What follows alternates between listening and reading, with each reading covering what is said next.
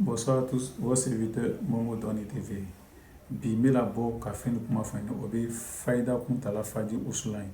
En tout cas n ka fɔ ɲɛna video tɛmɛnen na n ko mɔgɔ bɛ weleli kɛla ka confirmation kɛ minnu ka commande k'a ta o ko mun an ka fayida kuntala fadi usulan ta an ma lɔrɔ yɛlɛ an yɛrɛ ma. Fayida kuntala fadi usulan a bɛ marché sama ka na i ma, a b'i ya gadi, a b'i ya lɔgɔ diya k'i ya sugu diya ka marché sama ka na i ma ka opportunité d'i ma.